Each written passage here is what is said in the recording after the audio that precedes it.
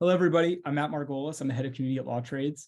If you don't know Lawtrades, we're a legal tech company that provides on-demand, flexible legal solutions to busy in-house departments and law firms, attorneys, paralegals, legal operations professionals, what have you. That's my spiel. I won't mention it again. I'm very excited about this event today. We have an awesome panel. I've got a bit of imposter syndrome and they know it. I've already said it a couple of times.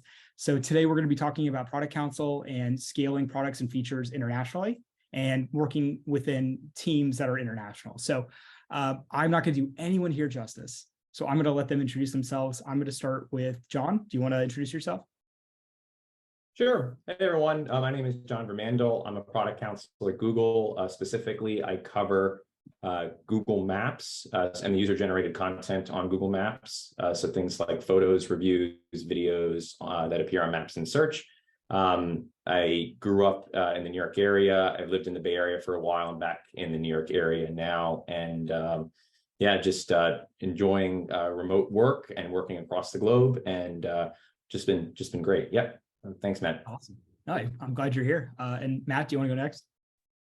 Sure, thanks. Nice to meet everyone. I'm Matt. I'm a senior product counsel at Twitch. Been here about 3 years this June. I have kind of a hybrid role where I counsel our monetization team. So that's ads, subscriptions, bunch of fun things there. But then all things intellectual property across the service. Natively of Los Angeles, but live in the Bay Area now. That's awesome. And Harvey. Hi, everyone. My name's Harvey Kay. I am senior counsel at WeWork. I've been here for coming up to 4.5 years now, and I focus on launching, developing, scaling many of our major products, including WeWork All Access, WeWork On Demand, WeWork Dedicated Desk, and our virtual office products, WeWork Business Address. So yeah, good to see you guys. You guys are the coolest job. So let's talk about product counsel in a really broad sense, because I'll tell everyone listening, before I got into tech, I didn't know what it was. And when I went to law school, that wasn't a path that anyone told us about. They told us you're going to go in-house, you're going to be maybe like a generalist or maybe an IP attorney or some sort of like very niche specialization that company needs. It's not the case anymore. So I'd love to hear from everyone here what a product counsel is and what the job entails. And Harvey, I'm going to go back to you first. Sure. Yeah. I mean, I think it's a fairly new concept, right? And I think it's got to the market in the US quicker than it has over in the UK and internationally. And sorry, I should have said I'm actually based in the UK.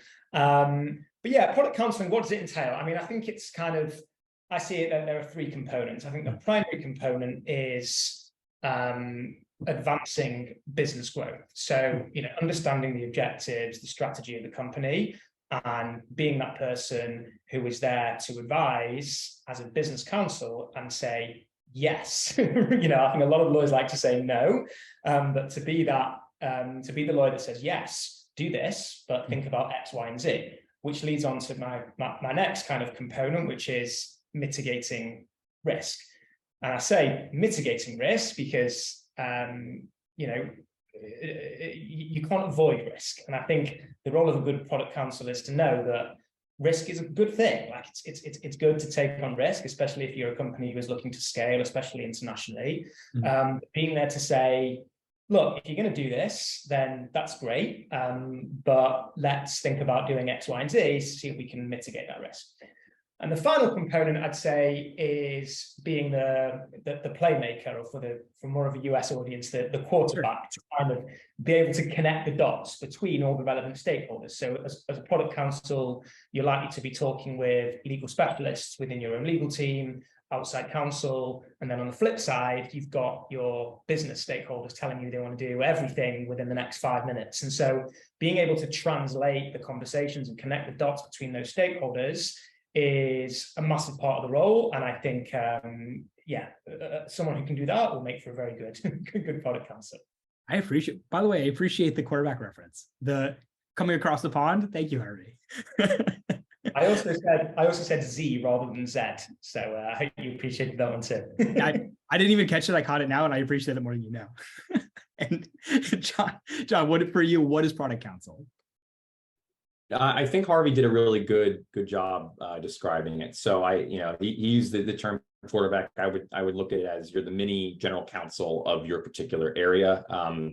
I would echo the point around advancing the business's goals and needs. I think specifically your job as product counsel is to understand the product and the goals of the business and their direction better than any other attorney at your company, and then also outside of it. So your job is to understand the product super well and then interact with a lot of other legal stakeholders to figure out what you can do with different levels of advice, synthesize that, figure out what the risk is, and then go back to the product team and help advise them on it. So advancing the business, understanding the product, being the mini GC of the area. And I think where we've seen an evolution a bit of the product counsel role is historically the law was fairly static. So you would especially I should speak from a tech perspective, the law is pretty static. So you would look at product launches and then you would move you'd advise on those. And I think now we're moving into more of an overall life cycle. So reactive, proactive, and so on and so forth. Yeah. That's fascinating. And Matt? Yeah, it's hard to add on too much to what Harvey and John said, but I'll just flag two things one that each of them said. So Harvey mentioned that your job is to mitigate, one of the jobs is to mitigate risk. And I think a really good product counsel understands that everyone in a company is dealing with risk. You know, lawyers like to think we're the master of risk and we are the gatekeeper of all things risk, but everything that's being launched comes with huge amounts of risk. Is the product going to flop? Is the marketing going to suck? Is accounting and SAP or whatever part of the business able to accommodate whatever demands the product is going to place on them? So I think it's being mindful of your role as a lawyer, but also, I think in many ways, especially at a lot of tech companies, lawyers tend to be, just white collar professionals. We've been in different jobs. We've seen the world. We're pretty well buttoned up. So I think it's helpful to be able to provide non-legal, just business and judgment, acting as a right-hand man or right-hand woman to the product manager. And then just touching on something that John said, and really relevant to this talk, we're seeing a lot of regulation coming out of different countries, different states, different member states within the EU. And with your kind of purview being the closest person to the product, really understanding what the legislation is going to mean for the business, for existing products and potential future products, and developing kind of the operational muscle to let the business know, hey, we should really be considering X, Y, and Z for the old products, and we need to be thinking about this going forward with new products. That's a really good point. I want to piggyback on, well, first off, on the risk thing. I used to do, like, for everyone watching, you didn't know this, I'm also an attorney, but I used to do presentations on that. To Harvey's point, to Matt's point, to John's point, you can't get rid of risk completely. You always mitigate risk. And that's a concept, I think it's, as an attorney in private practice, I think it's something it's hard to reconcile when you go in-house. And I think you all kind of nailed it, that when you go in-house, you have a business, like they're your client, they are the business. And you're not saying risk, we're getting this pathway, there's going to be no risk, or you cannot do this. You cannot do this. You're giving them these options. You're explaining the risk profile of each option. And I think that's a really good point. And it kind of leads me to the question I had, and to what John said. I've heard product counsel being described as a mini GC. That was what it's been described to me in tech. I'd love to know, like, what areas of law does it generally touch on? What skills does it touch on? What would you all say? This is the worst question I've ever asked. This is the most run on. This is the litigator in me.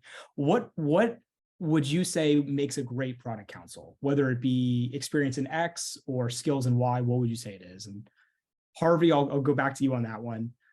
I have to end the question somewhere, so I'll start there.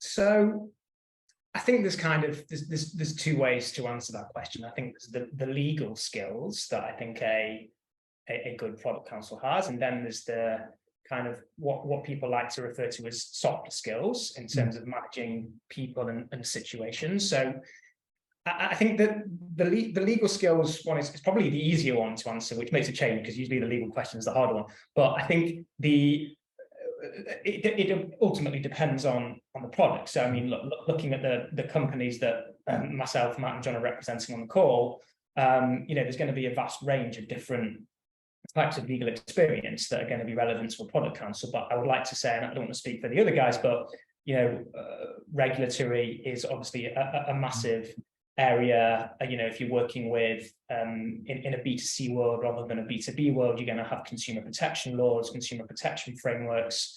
It's obviously data privacy all over the globe. With Europe being a massive epicenter in terms of GDPR. So I think the kind of more general answer, though, is that a product counsel needs to have a general overview of lots of different types of legal areas and experience across the board. And I think you don't have to be an expert in any area, but you need to know enough about enough. So I think, you have to be a generalist and then hone in on specific areas depending on the product. And then on the softer side, so I think what makes a good product counsel is, and I think John used the word understanding. I think understanding the product and knowing your systems, your technology better than any other attorney is essential, but also understanding your stakeholders and your customers. So really being able to put yourself into the shoes of both of them. So your customers, how might this product launch or modification affect them? What is going to potentially mislead them? What can we do to make them happy? Like being able to think of those things before they happen, I think, makes for a good product counsel and can also help answer some of the questions that come up later down the line. And then really the stakeholders that you're dealing with as well. My stakeholders, they don't want to know what the theoretical risks are of not complying with a provision. They want to know what the practical risk is, what are other companies in this space doing, give me some precedent. So being able to understand what your stakeholders want to know and how to tell them as well. Do they appreciate visual aids? Do they want a quick call to just talk through it? Do they like a long email to kind of dwell on? So I think a massive part of it is understanding the people that you're working with and knowing how to manage them. That's a perfect answer. And Matt, do you have any thoughts? Yeah, I think once again, Harvey kind of knocked it out of the park. To add on, I think the last point he made is really, really valuable, which is, again, every part of the business is dealing with risk. So to the degree you can quantify the risk for your company, and it might look different between three companies that the three of us panelists are at, and it might be really, really different for a startup. I think that is a really, really valuable skill because at some point, your job is to let the business know, here is the risk, here is the magnitude and the likelihood of the risk. You guys decide what to do. So I think that's a very useful skill. And I think in many ways, that's why product counsel is a job for those of you in the audience who might be looking. You'll often see 6+ years, 10+ years of experience, because that is really something that you're not going to get just reading cases or being a commercial attorney at an outside law firm. You kind of need several years of experience to get that. And I think another point on the soft skills is the business is not going to want to do a lot of these things that you're suggesting they need to do. And they're maybe not appreciative of just how much the world has changed in the tech space over the last 4 to 5 years.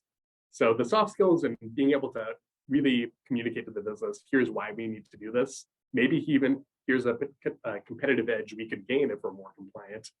I think a lot of these laws that we're seeing, especially in the consumer protection and privacy realm, there are ways you can pitch this, and several companies have done it in a way that really drives value to the business. So I think you need to be a kind of creative problem solver to let the business know, hey, here's some interesting ways we can think about, managing these new laws. I love that. The value add aspect of it is we all know as lawyers, that's how you sell to folks that are driving revenue, because we're generally viewed as a cost. We're like, well, time out. This is actually something that could add value, and it really turns people on their head. They don't expect it, and it really is a really smart move. And John, I'll bring it to you to bring this one home on what skills, what areas of law for product counsel. Sure, yeah, and I'll echo Matt. I think Harvey did a really nice job laying it out. I agree with Matt with what Matt was saying as well. I think the soft, I would just add a couple more things. So as a product counsel, you are getting a ton of information at any given time. You have a lot of people asking you things. You see, to the point before about mitigating risk, you can't mitigate all of it, and you have to be able to figure out fairly quickly what are the things that I need to spend most of my time on. when I'm working from so I'll skip off, or let me move off of the soft skill with the clients for a second. So from a legal perspective, you have specialist legal folks who are going to be telling you all sorts of things. So from a privacy perspective, here's the most recent case law. Here's how we think it impacts this. There might be an investigation going on. This is what they're asking. And so what you have to try to figure out is, how do I synthesize all this information that I'm getting from a legal perspective? How do I take that? Then how do I package it to go to my clients and do more than hand them a memo that says, hey, here's what the law says, here's what you should do, and here's your risk. Because what I have to do is actually get them to do something about this risk, or I want to, right? So that gets into the soft skill component of it. How do I take them from I introduce the issue to I have them understand the issue, grapple the issue, and then do something about it? And that's not going to be one conversation. It's going to be several conversations. Who do I start with on the product team? And who needs to see? So do I start here? Do I have to introduce it here? And all of those, so that, I think, understanding how to get things done is another component of this that also, I think, takes you out of the realm of what you would think of as a traditional attorney and counsel role, but more of a, I'm going to synthesize what's going on in the legal world, and I'm going to also help my team and navigate it and get them to a point that also aligns with their business goals, even though it's going to be pretty hard to do that sometimes. And it kind of leads to Matt's point. Like, it takes years to develop these skills. It takes years to get you to that point, because you don't become a strategic business advisor overnight. I think every speaking broader, like every GC would say the same thing. And the amount of different areas of law you're touching on it's pretty broad. I think everyone here deals with privacy issues probably fairly on a daily basis. Probably on an hourly basis, if I'm being completely candid here. IP, commercial work. I mean, maybe you're dealing with litigation issues. Matt, you had referenced consumer protection related stuff. So I'm echoing everyone's points that it's a role that you kind of morph into, it sounds like, that takes years of developing the best skills of being a lawyer. I mean, to be honest with you, your soft skills of understanding people and understanding the business, and your hard skills of all of these legal areas of law. So awesome. I'm going to pivot a little bit to the international aspect. Harvey, I know I'm picking on you because I'm starting with you first, but you're the only one here that's outside of the States. So I just have to. So I'd love to hear your experience with expanding products outside of your jurisdiction. And generally, what does that look like? And so Harvey, you're up first again. Yeah, I think it's difficult, right? Like, if you have a centralized global legal team or global team, and they want to,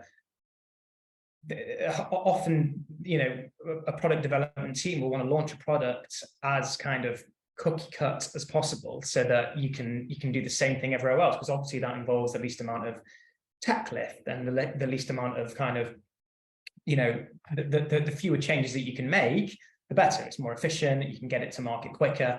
Now, that obviously is challenging when you are on the legal side, because, as I'm sure most people on the call know, that's not quite how the law works, right? Like, different countries have different laws and different nuances. And so, when product people come to you and they say, we want to, I'll give you an example. We want to kind of expand our e-commerce platform across 10 different countries, and they give you a list of countries that are in don't correlate with each other at all. They're all on different continents, and they say, we want to take the same approach everywhere.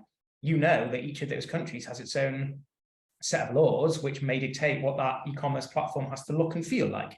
So it's very tricky. And I think the most important thing, I'd say, when it comes to expanding internationally is accepting, being open-minded and accepting that there are these different laws and different frameworks across the globe, and not only legally, but also from a cultural perspective as well, and from a kind of market norms perspective, which isn't so much legal, but people have different ways of working in different jurisdictions. And so from my experience of working with both lawyers and stakeholders in APAC, for example, the kind of the way of communicating is a bit more detailed, like memorandums and legal opinions are more commonplace over there. Whereas my experience of working with Americans, and this is a generalization, is things tend to be much more direct and straight to the point. So it's, it's really important to kind of accept and be open to different cultures, different ways of working, and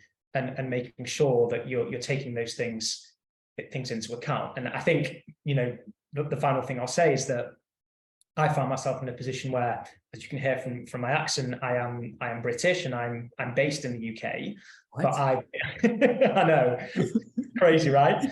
But I advise most of the stakeholders that I'm advising are based in New York, and so it's I think it's helpful having not only lawyers advising globally who are on the ground in jurisdictions which you want to expand into, but just having people generally who can be there and tell you, well, that doesn't quite work over here for a number of reasons. So I think it's just good to have people in various different places and taking those different views into account.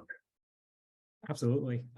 Just to talk on the cultural point very quickly, I realize that we have I didn't appreciate that American style contracts are a thing, and then in other parts of the world, our contracts are not formatted the same, and the language is maybe not as aggressive as American contracts. But I mean, everyone here, please feel to chime in. I know it's slightly on topic. I just found out about this. So I agree with you, Harvey, and that took a second for me to shift my mindset and understand that other parts of the world, they maybe are not formatting their contracts this way, looking at their contracts the same way, using the same language. It could be offensive to somebody else. It could hamper, oh my gosh, I can't even speak today, could stop or slow down negotiations as a result. So I completely echo that cultural point. And John, I'll piggyback over to you in terms of your experience with pushing out a product internationally. Sure. Yeah. And I think, you know, Harvey did a good job explaining how like, you know, going through a good framework of thinking about it. I think I just add a couple of components. So one would be, for, you know, in terms of my checklist, I'm figuring out, is this the first time we're launching something in this country, or is this, you know, are we amending a product that already exists there? So that's one thing you're going to want to consider. Another thing you're going to consider is, so first, and for background, you're going to understand your product super well. So I understand my product. I know what the general issues are associated with my product. And then I think about that jurisdiction. How do they think about the components of law associated with my product? So because what you're trying to do is issue spot. You don't have time to boil the ocean. And so Matt, before we were going through the different types of law. So I run through my consumer protection, privacy, competition concerns, and so on and so forth in that jurisdiction. And the way that you do that will depend on the resources that your company has. If you're a large global organization, you might have attorneys in those areas that you can ask. If you don't have that, you might have to, you know, get a little bit more creative and try to, you know, do some research through newsletters.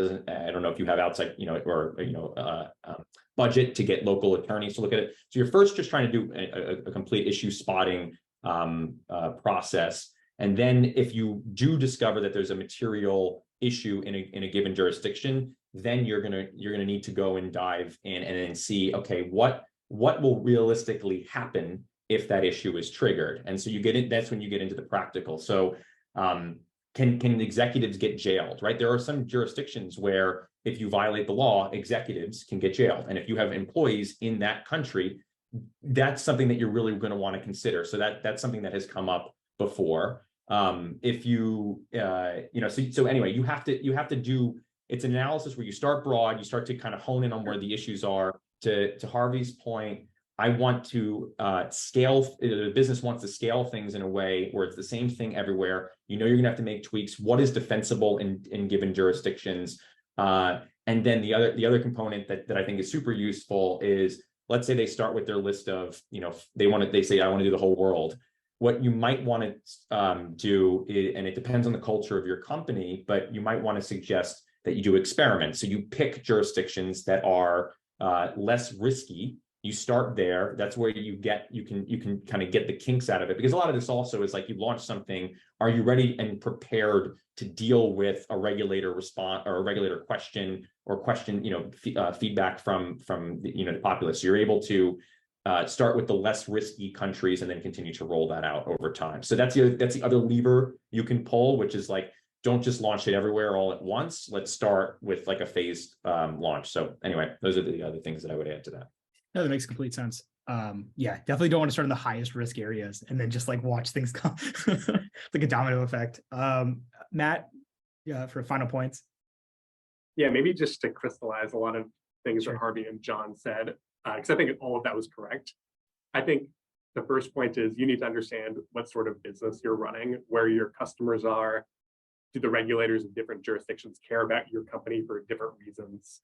And you kind of need to go through the issue spotting checklist that John alluded to for each type of product, right? A product that's being sold, you have consumer protection issues, but not going to be true for every part of your business. Once you have that, obviously it's great if you could arrive at like a minimum compliant product. That's like a term that we think about a bit. But that's not always going to be the best solution for the business. And I think increasingly there are going to be more of a need on the legal team to work with engineering to say, hey, for these jurisdictions, we're going to need to do X, but for these jurisdictions, we're going to need to do Y. And again, we're not quite there yet, but I think the world in many ways is going toward that direction, depending on the issues you're thinking about. And then just like what John said, especially with a product that the business isn't highly confident in, I think experiments can really go a long way, get some learnings. I didn't appreciate this when I was a litigator at an outside law firm, but not everything just gets launched globally all the time. And there are good reasons to try to, do experiment 1, experiment 2, A/B test, and really see what works before you get it out into the wild. And then one final point is to the point about resources. It really is going to vary widely by company. You might have in-house subject matter experts across all these different domains. At Twitch, we do have a privacy team, but we don't have in-house legal privacy folks the same way that I know Google does. So it's going to vary, even though we're an Amazon company. So you need to be creative about understanding your own company's limitations, your budget for outside counsel, and your ability to, just be scrappy and try to figure out, with your many years of experience as a lawyer, how to best address it. Yeah, really good points. I to piggyback off that, I have a question. So, and John, you had said it as well about talking about local counsel. You're going into a new jurisdiction, you've never launched a product or a feature, and how do you get up to speed on things? Is it you start with hiring local counsel to get you up to speed on all the, whatever the regulatory regime is?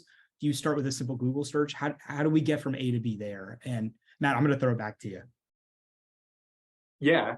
I will say there are some law firms that I think have done a pretty good job catering themselves to being global product counsel. Not going to name any names of firms right now, but we've worked with some that are better or worse on different issues. Sure. So I think for things like consumer protection and privacy, those are pretty well trodden legal areas. So you can probably get a pretty good lay of the land working with good outside counsel. And then for really specialized areas, that's harder.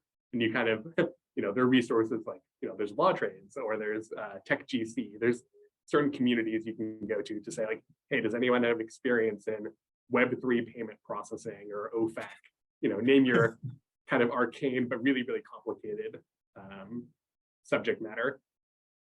So I think that's kind of my first thought is there's more global, lower touch type of legal services, and then there's really, really in-depth ones where you're going to need some help. I would say a lot of law firms, a lot of them are either US or UK based.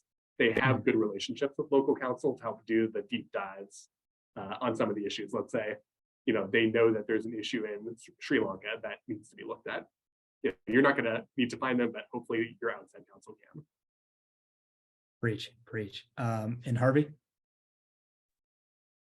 Yeah, I think that's all right. I mean, if you've not got budget, it's very hard to justify going out and getting advice on a very specialist topic. But I think some of the ways that you might go about doing it are if you built up previous relationships with law firms, which I think is massively important for product counsel to build those relationships externally as well as internally.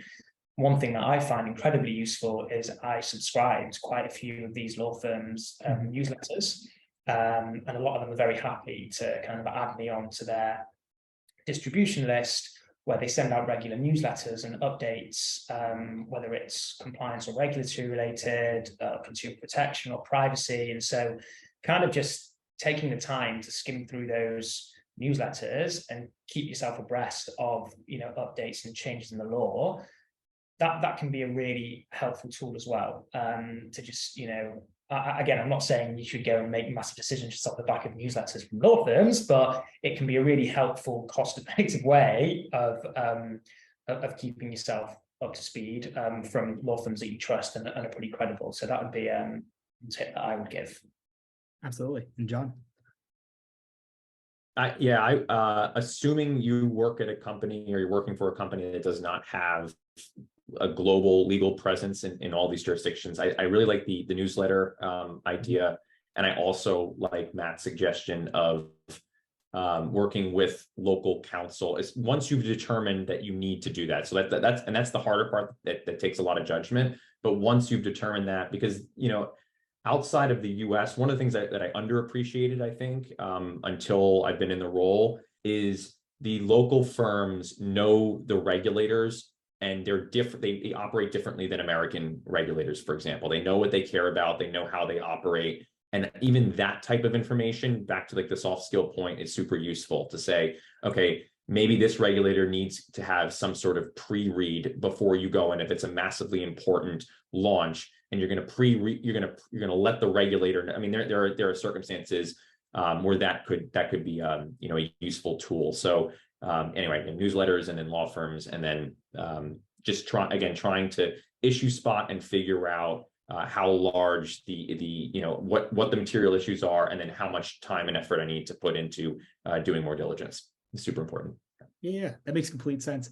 I'll ask this as just selfish. We've all talked about it before. I was curious if anyone's dealt with it. Has anyone using AI or any sort of AI tools to that end, whether just helping it to launch a product or working with your product team, or also using it to kind of get up to speed on a different jurisdiction?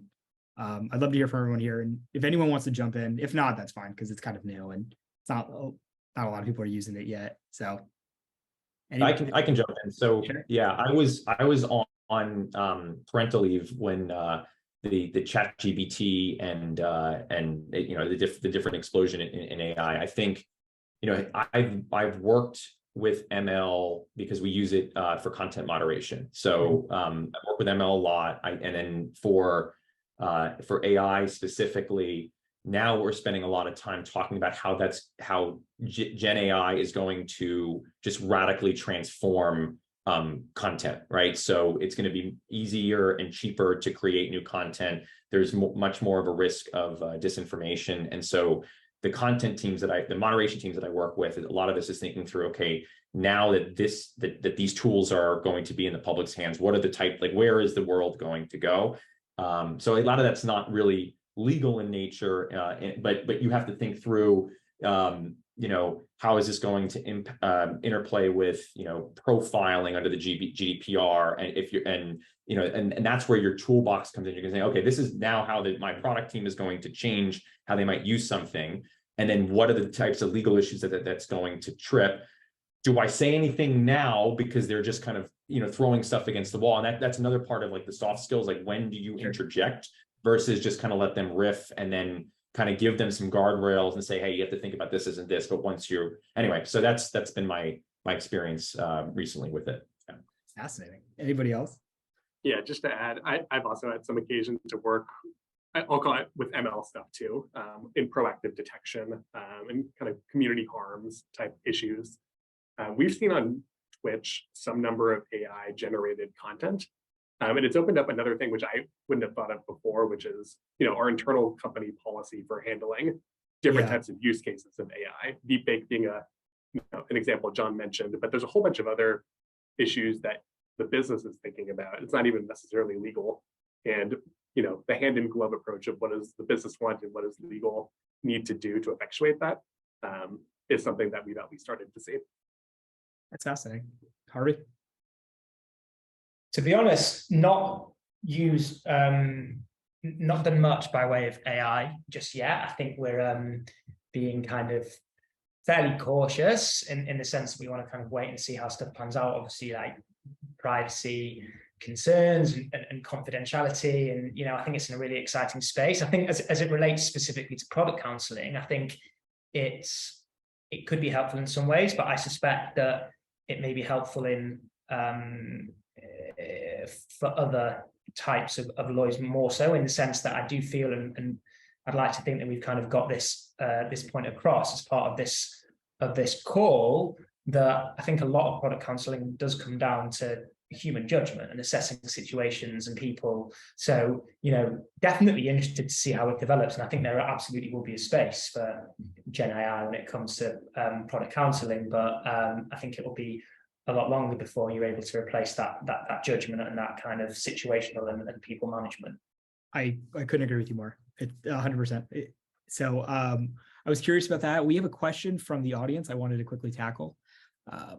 What lessons have you learned in getting buy-in from or effectively communicating with executive business leadership? And whoever wants to tackle it first, feel free. I'll leave it up. I can go. Sure. I think I'd say it's a more exaggerated kind of answer to someone's already said about dealing with stakeholders more generally. I think my experience of working with executive leadership is that these guys don't tend to have the time nor the patience to want to hear about certainly not what the law says, and also what fines might be incurred in the event that this happens. They really want to know, what is the issue? Why is it a problem? What's going to happen to us if we do or don't do it? And so I think, my experience, and I've learned this just from doing it, is kind of getting straight to the point, not messing around, and making sure that you are ready to give direct answers to direct questions that, certainly at WeWork, you get asked and you need to be ready for. So just being ready to kind of cut through a lot of the stuff that kind of is you might have viewed, but being able to go straight in. Absolutely. 3 bullet points. That's all I give. Depending on the circumstance, but who wants to tackle it next? Yeah, I think it's a very interesting difference working kind of with your day-to-day job of chatting with product managers and engineers and customer support, marketing, and dealing with leadership. And I think one thing I didn't appreciate is they don't have the time, but they're wicked smart. So they're really going to hone in on the core issue immediately, assuming you've set it up well. So I think your job before you go into any meeting is prepare a short doc that gets really to the point and talks about things you've considered and why they might not work. And just kind of understanding that your conversation with leadership is really going to be about the core issue and be multifaceted is kind of a loaded word, but they're going to be thinking about all of the issues that are important to the business and the engineering costs, the comms issues, from your perspective as legal, what are the downsides if you don't do something? So being prepared with that. I think one challenge though is not everyone has the same baseline level of knowledge. So I think this is where kind of having more reps with leadership and knowing kind of what do they already know about the subject matter I'm about to talk to them about. It's going to vary, but it's something to kind of keep in mind more than your normal conversation with your product manager colleagues. Makes sense. And John? I think you both nailed it. I remember the first time I was in a meeting with an SVP, and to Harvey and Matt's point, they're super smart. And I'm sitting there thinking about how I'm going to introduce my big topic, and you start speaking for about 6 seconds, and you just see the light bulb click, and they go like this, and they got it. And then you have to, at that point, move on.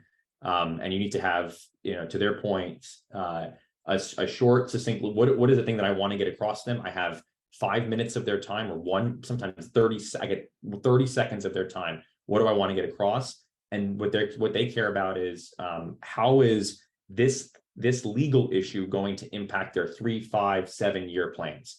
Are they going to have to change their product roadmaps because of this list? This issue? Are they going to have to grab engineers and pull them off to respond to this regulatory inquiry? So that what they're able to do is say, okay, is it worth me doing X when the risk is potentially Y, versus trying to go through some dissertation of what the legal risk is? That's specifically when you're speaking to executives, because you get a limited amount of time and you need to get your point across, and what they care about is how it's going to impact them at a macro level. Absolutely.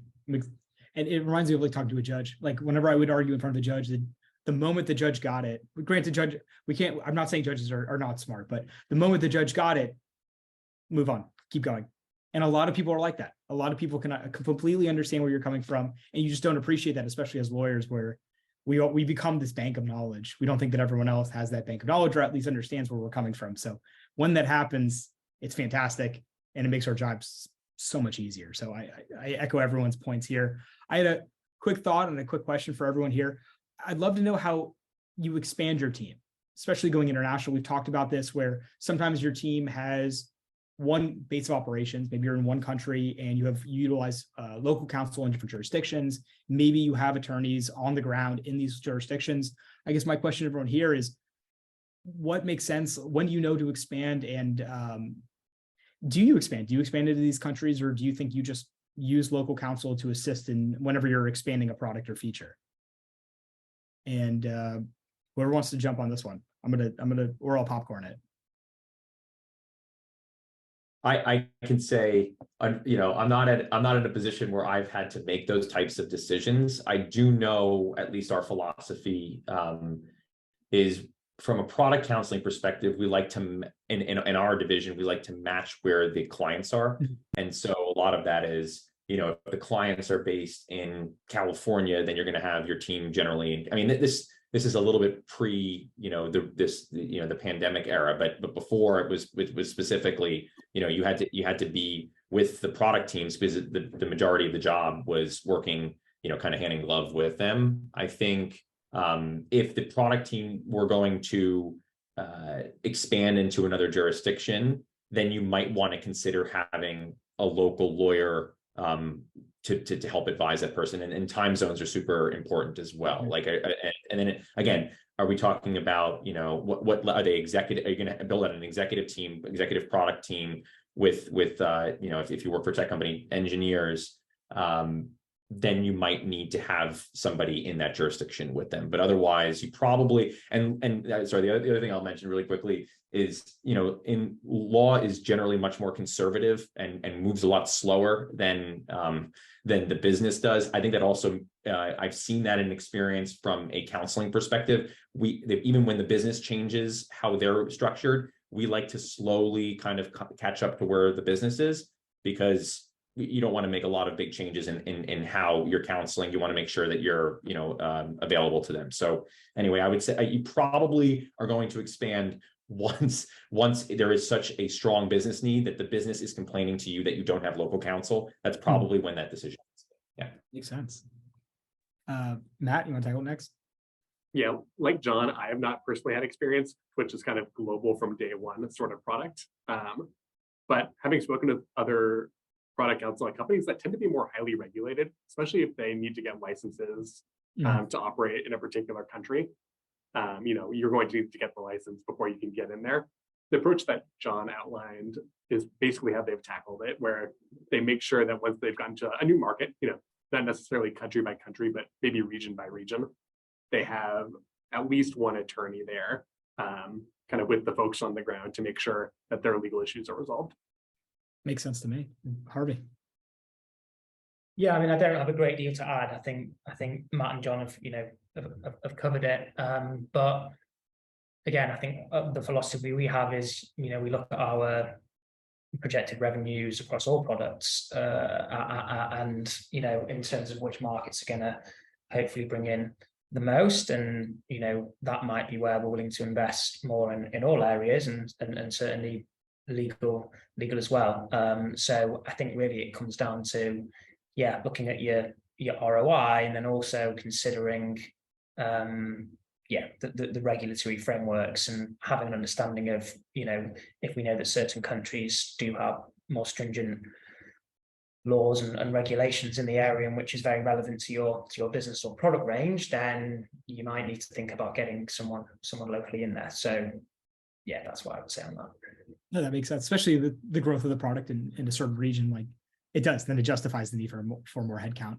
On the same vein, we got a question from the audience I just wanted to tackle really quickly, and it's more or less just a language barrier question. So when you're dealing with foreign legal teams that work in different language, what's the advice you give to someone who's maybe an English speaker or you're a speaker of another language trying to converse with another legal counsel, again, in a different language? And whoever wants to tackle it first. My advice is, yeah, you go for it. I haven't had that experience, and I think we're lucky that, you know, the counsel outside, the in-house counsel outside the US are all at least fluent in English, not necessarily native. And most law firms in the jurisdictions you're likely going to care about speak English as well. I think that has not been true in maybe one or two cases, but our counsel in the UK spoke the language of that law firm.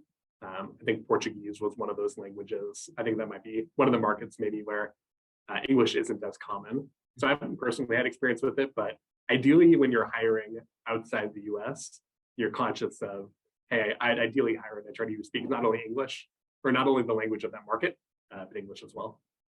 Absolutely. The law firm, that's what I was going to add, is a law firm. Usually there's at least somebody that speaks another language that can help assist in those markets. John? Yeah, I've had similar experiences, Matt. I've not had to, every time I've worked with local counsel or local outside counsel, I've been able to converse in English. The only thing that I would add is if you're responding to a regulator request, so this is, you know, not in just like in terms of launching product, but you're responding to a regulator request. A lot of times you'll need time to translate whatever it is back into that local language. So when you're thinking through your deadline, so you have X number of days to respond, you'll have to think, you'll probably work on the response in English because you're going to take that to your product team and you're going to work it. But then just always, you're going to want to think through baking in that time to translate back into the local language before you submit. That's a really good point. And Harvey? Yeah, I've had a very similar experience to John dealing with regulators and having to kind of get outside counsel to translate. And yeah, I completely agree with that approach, baking in that extra time. I think the only other thing I'll add is, you know, when you're dealing with outside counsel, look, we expect outside counsel to speak English, but, you know, and we will deal with outside counsel speaking generally in English, but, you know, naturally there are certain markets where you know, English is just not as well spoken, and so there might be challenges from a communication standpoint. So it sounds like a really obvious point that I'm about to make, but you know, I think you need to think about that in terms of how you want to engage with outside counsel in that jurisdiction. You know, if you can tell that English isn't super easy, then you might want to think about doing things over email rather than having a call, because you might find it difficult. So, you know, again, very, very obvious point, but I think just kind of adjusting your style to accommodate, you know, you have full confidence in all the outside counsel advice that I get, but trying to make it as easy as possible for that advice to be communicated. That's a really good point. Yeah, no, that makes complete sense to me. Everyone, thank you so much for your insight. Thank you so much for your time. I appreciate it. I've learned a lot about product counsel because, again, that wasn't my experience. And now I feel like it is. So everyone watching, thank you so much for tuning in, for watching this great event. If you have any questions for the speakers, feel free to reach out through social media or otherwise. And I hope everyone here has a fantastic rest of their week. And Harvey, go home. It looks like I think it's 8 o'clock. It's not now, so please go home.